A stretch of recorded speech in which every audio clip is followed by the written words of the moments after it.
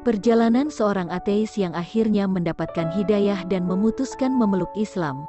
Sederhananya ceritaku dimulai pada tahun pertama aku kuliah. Aku mengalami tahun di mana banyak masalah menerpaku. Orang tuaku bercerai tahun itu, anjingku mati. Itu merupakan hari menyedihkan. Subhanallah, aku mengalami 2 kali kecelakaan mobil dalam angka 2 minggu. Dan hal yang menyedihkan juga, temanku meninggal tahun itu. Kupikir tahun itu membuatku berpikir, kenapa aku di sini? Apa tujuan kehidupan? Kenapa aku harus bangun di pagi hari? Kenapa aku peduli? Kenapa aku tidak duduk di sofa dan menonton TV saja? Dan kurasa aku mulai bertanya tentang hidup. Dan hal itu menuntunku untuk memulai sedikit petualangan rohani. Secara naluriah sebagai orang Australia, hal pertama yang kulakukan adalah meneliti Kristen. Aku punya beberapa teman yang memeluk Kristen dan aku ingat berpergian ke acara camping gereja. Itu salah satu camping terlucu yang pernah kuikuti sepanjang hidupku. Setiap orang bernyanyi, aku tidak tahu kata-katanya, aku tidak tahu apa yang kuucapkan. Mereka punya suara yang indah tapi terasa aneh. Dan setiap orang berkata padaku bahwa betapa Tuhan mencintaiku. Dan aku berpikir Tuhan mencintaiku, tapi kok anjingku mati. Subhanallah. Jadi aku terus meneliti Kristen dan aku meneliti aspek berbeda dari kekristenan. Jadi kita beralih membicarakan tentang Katolik, kita membahas tentang Anglikan, Baptis, pendeta, pastor, dan setiap kali aku pergi ke sana dan bertanya, aku perhatikan mereka tidak mengambil Bible dan mulai berkata, inilah jawabannya saudaraku. Mereka langsung menjawabku saja. Mereka langsung menjawab dari pendapat mereka sendiri. Dan aku mulai menyadari ada banyak tafsir dari kekristenan dan banyak orang mempunyai penjelasan masing-masing. Seorang pendeta dari suatu gereja percaya akan satu aspek kekristenan, sementara yang lain memiliki pendapat yang berbeda. Jadi aku mulai berpikir, Bible merupakan satu buku tapi begitu banyak perbedaan dan itu membingungkan. Pada waktu itu aku berada di tahun pertama kuliah. Aku juga bekerja di sebuah pom bensin, salah satu kerja paruh waktuku. Dan salah satu teman kuliahku seorang Hindu, orang Hindu dari India. Kita sering berganti shift dan pada saat itu aku sangat ingin tahu. Lalu aku bertanya padanya, kawan, apa yang terjadi dengan manusia kepala gajah? Mengapa bisa begitu? Kenapa Tuhan itu mempunyai kepala gajah?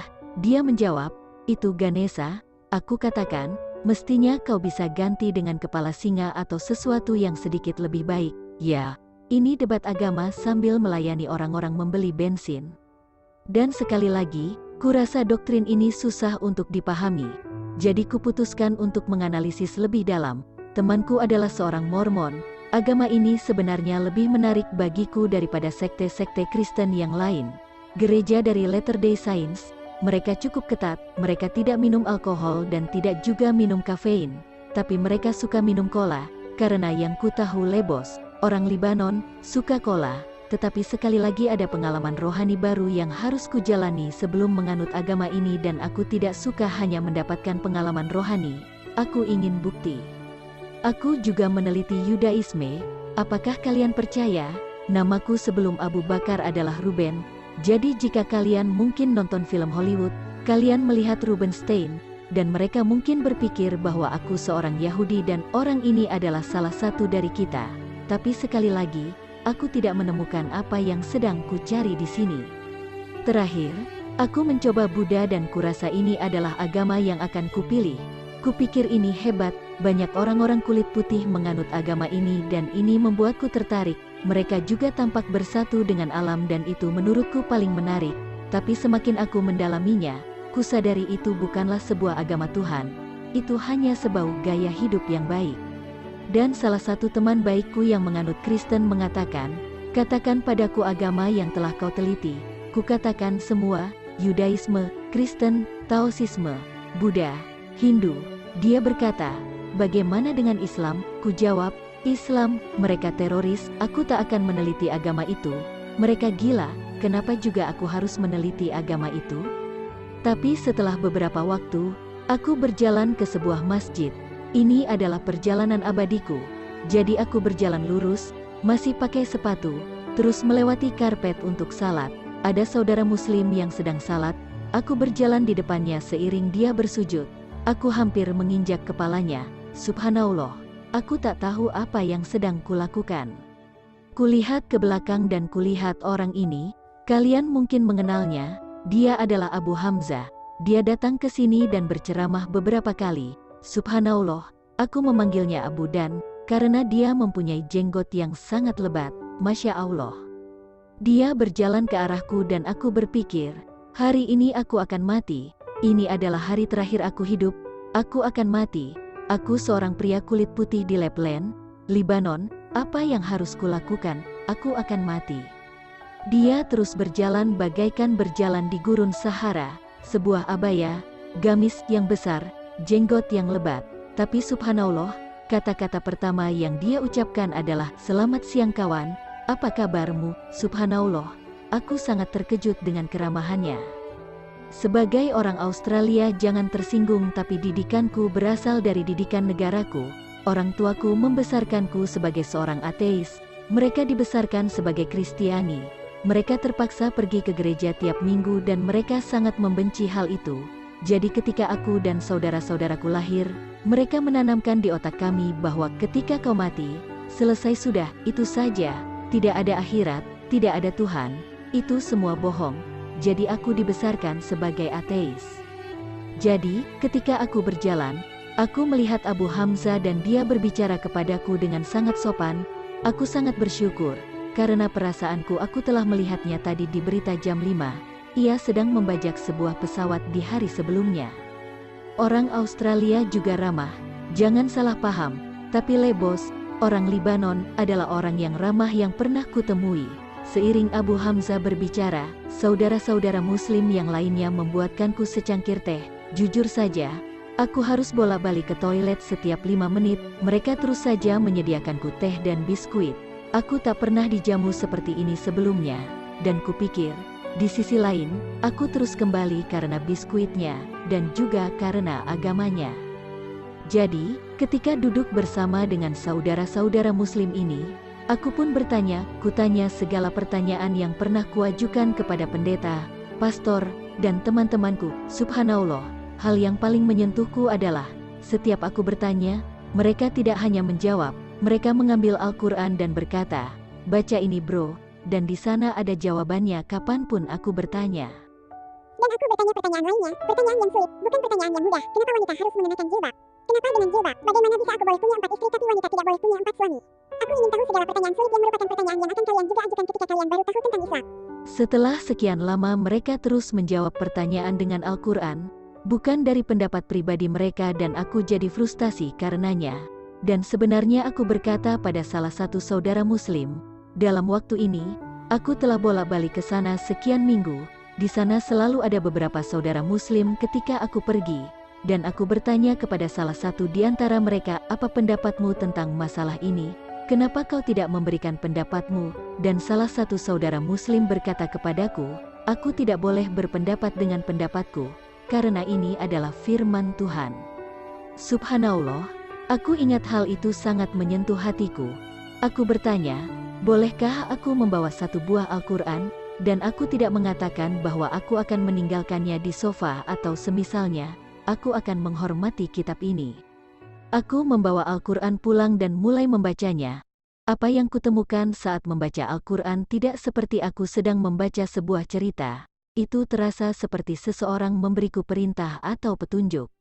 Di suatu malam, aku memutuskan untuk mencoba dan membuat suasana rohaniyah. Aku menyalakan lilin, membiarkan jendela dan gorden terbuka. Aku mencoba untuk benar-benar merasakan nuansa rohani. Hari itu adalah malam musim panas di Melbourne, dan aku duduk di sana berpikir, inilah malamnya. Aku telah menyelidiki semua bukti rohani, semua bukti ilmu pengetahuan tentang fakta bahwa gunung adalah penyangga bumi, tentang bagaimana embrio berkembang dalam janin wanita, semuanya adalah bukti yang menakjubkan, tapi aku masih butuh sedikit motivasi lagi. Ini terasa seperti aku berada di pinggir sebuah tebing. Aku siap melompat. Aku hanya butuh sebuah dorongan. Jadi, aku duduk di sana dan terasa sangat sunyi. Aku membaca Al-Quran dan berhenti. Aku mengatakan, Allah, inilah saatnya, inilah waktunya aku memasuki Islam. Apa yang aku butuhkan hanyalah sedikit tanda kebesaran-Mu, sedikit saja, tidak usah yang besar. Mungkin sebuah kilat, mungkin setengah rumahku ambruk, atau kau tahu, yang kecil, kecil untukmu, kaulah yang menciptakan bumi, ayolah. Jadi aku duduk di sana, aku sedang menunggu kemungkinan api lilinnya melompat 4 meter di udara seperti di film-film, dan aku berkata, oke, ayolah, dan subhanallah, tidak terjadi apa-apa, benar-benar tidak terjadi apapun. Seumurnya aku sangat kecewa, aku masih duduk di sana dan kuulangi perkataanku, Allah, ini kesempatanmu, aku di sini, aku tidak pergi kemanapun, aku akan memberimu kesempatan kedua. Mungkin kau sedang sibuk, ini siang hari. Mungkin kau sedang mengatur dunia karena ada banyak hal yang terjadi. Kali ini mungkin hanya penampakan karpet terbang. Kau tahu sesuatu yang kecil. Lupakan saja tentang rumah atau lilin tadi. Seekor burung bisa kentut di luar. Aku tak peduli. Apapun itu, oke, ayolah. Dan subhanallah, benar-benar tidak ada apapun yang terjadi. Bahkan aku tidak dapat berkata, oh itu dia, temboknya jadi retak. Itu dia, benar-benar tidak ada yang terjadi. Aku sangat kecewa dan cemberut. Aku duduk di sana berpikir, sudahlah, ini kesempatan terakhirku masuk Islam dan benar-benar belum menemukannya.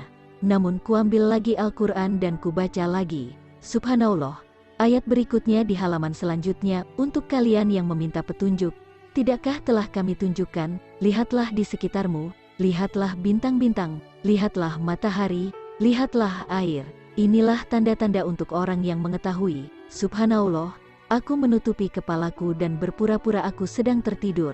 Setakut itulah aku. Aku tak percaya betapa sombongnya aku menginginkan tanda yang kuinginkan, padahal sudah ada sekian lama tanda-tanda kebesaran Allah di sekelilingku. Fakta adanya dunia, adanya ciptaan, inilah tanda-tanda bagi kita. Hari berikutnya aku memutuskan inilah saatnya aku menjadi Muslim. Seumurnya aku telah meneliti Islam selama kurang lebih 6 bulan. Aku pergi ke masjid dan berkata pada diriku sendiri, inilah saatnya aku akan mengucapkan syahadat. Aku tidak tahu apa yang harus kulakukan. Aku tak tahu apa kata-katanya. Hari itu dekat dengan salat Isya. Mungkin saja, sekitar pukul 7 atau 8 malam, aku masuk ke dalam masjid dan aku tidak percaya ada sekitar 1000 orang di dalam masjid tersebut. Aku berpikir, subhanallah, lihatlah ini. Betapa kuatnya mereka, ternyata itu hari pertama Ramadan. Jadi aku duduk di sana dan aku sangat gugup saat itu. Aku harus berdiri dan seseorang membimbingku, kau harus mengucapkan kata-kata ini bro, ashadu. Aku katakan, apa, apa, bisakah dalam bahasa Inggris saja? Orang itu mengatakan, tidak, kau harus mengatakannya dalam bahasa Arab. Aku berpikir, lihatlah semua lautan jenggot ini dan aku harus mengatakannya di depan mereka semua.